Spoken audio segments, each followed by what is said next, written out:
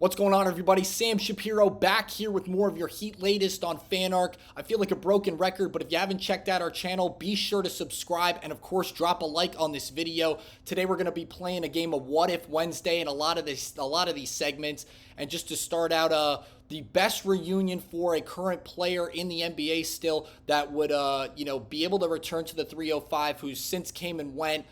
I know a lot of people, we've been playing some hypotheticals with what that would look like in previous episodes if LeBron James came back or if Victor Oladipo does decide to come back, assuming he does make a return to the NBA. I think right now that would make for the best case scenario out of a realistically what could happen Victor Oladipo, just because he would be rewriting a better Cinderella story if he were to come back.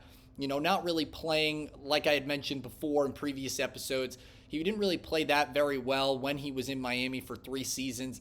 And I definitely think this would be the golden opportunity to rejuvenate the player he once was in Indiana when he was an all-star. So I definitely think he would gel with this backcourt very well, and it would be exciting to see him, not just suit up again in Miami, but would also just see him make a return to the NBA, assuming he would be healthier physically and mentally returning to South Beach.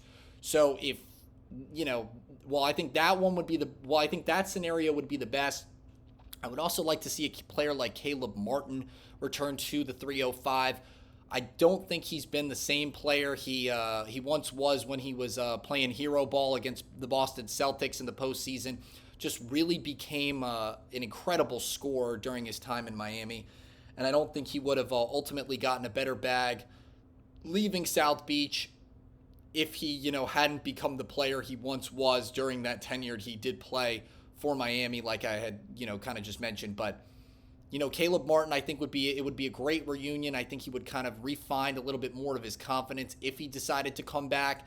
I think he would become a prevalent scorer like he once was, pretty flexible in terms of the depth chart where you could kind of move him into the roster. And, he had already proven that it had worked for him once, so I don't see why it wouldn't be able to work for him again. And I definitely think it would be a great reunion for him just because his game would kind of redevelop into he would be a stronger player coming back to Miami versus, trying to jump ship to another team for, somewhat of a more decent bag. But in addition to him, I also think it would be nice to see a reunion with Max Strus.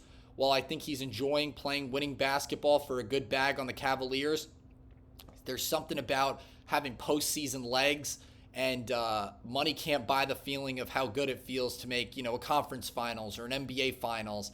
And he hasn't been able to do that with Cleveland just yet. He hasn't been there, very long. But I definitely think that going to Miami, coming back to Miami, rather, he would just have a lot more confidence. I'm not saying he's not a confident player on Cleveland right now, already part of a, former first seed in the Eastern Conference this past season, but he's got to share the ball with guys like Donovan Mitchell and Evan Mobley, and definitely had to change his game up, I feel like, a little bit more when, especially coming back to Miami this go around. He wouldn't have to share the whole outside scoring game with Duncan Robinson as much. So I think it would be a good reunion, and I think he would be as strong of a 3-and-D guy that he was when he was in Miami before, really improving as a defensive player, but mostly being a three-point specialist.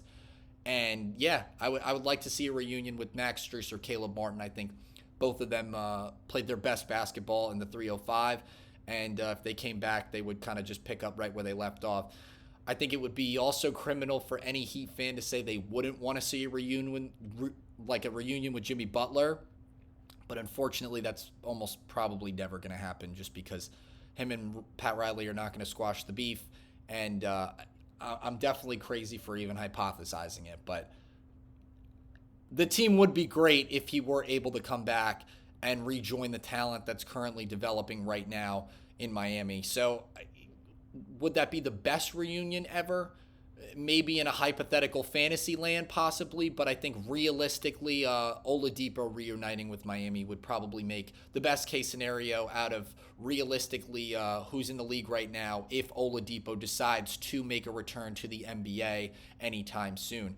Now, I also had kind of mentioned LeBron James maybe return it, what him looking like returning to South Beach would potentially be. That's also never going to happen. And honestly, it might not be the greatest thing in the world to have him come back either, just because he's kind of at the end of his career, and I highly doubt that would ever happen either. But it got me thinking, this month marked 15 years since LeBron James decided to take his talents to South Beach, him making that decision July 8th, 2010. And it also got me wondering, was he the greatest player to ever put a Miami Heat uniform on? And I think a lot of people would say yes, just because in a lot of NBA fans' eyes, he is the greatest player of all time. I would say he's in my top 2 in terms of greatest players of all time.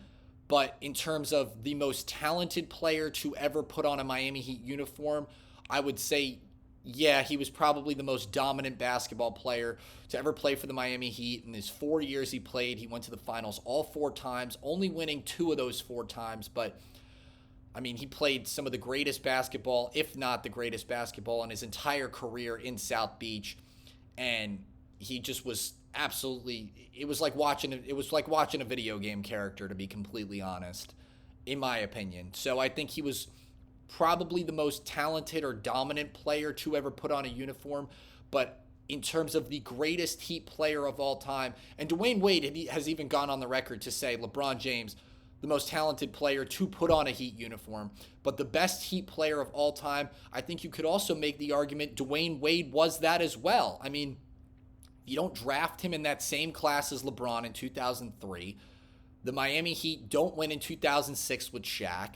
They don't get that reputation of having, one of the greatest shooting guards of all time to ever grace the NBA in that franchise. LeBron James and Chris Bosh never come to South Beach. They don't take major pay cuts to try to win not 4, not 5, not 6. But they did ultimately win too. And they were arguably, at the time, they were one of the greatest super teams to ever grace the NBA. The Celtics arguably kind of being a super team at that time as well. But they were really one of the first super teams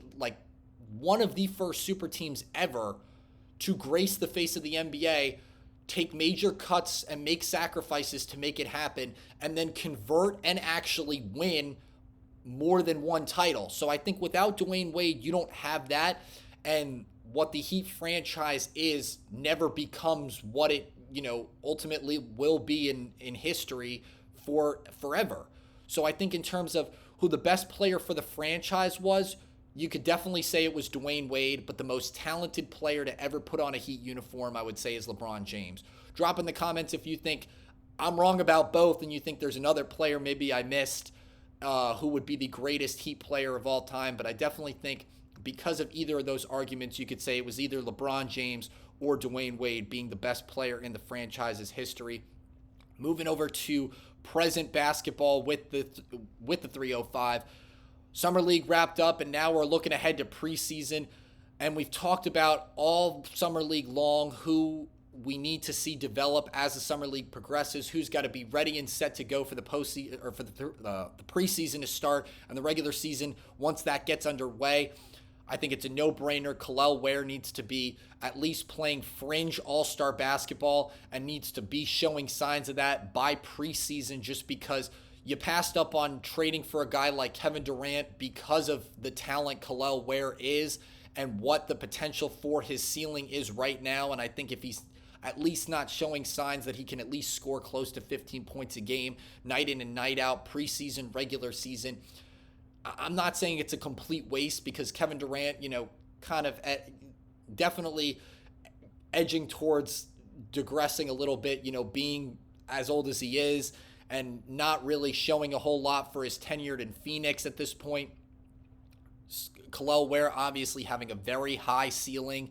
And, I think at this point, because of the hype and ceiling that Kel'el Ware has, he needs to be the most developed coming out of this Summer League run and needs to make the most out of professionally holding himself accountable for being ready to go for the preseason and regular season as one of the most developed players for Miami as this season now gets underway. Now, Jaime Jaquez, I think, also needs to be very developed, because he hasn't really shown a lot of signs of that since being drafted by Miami.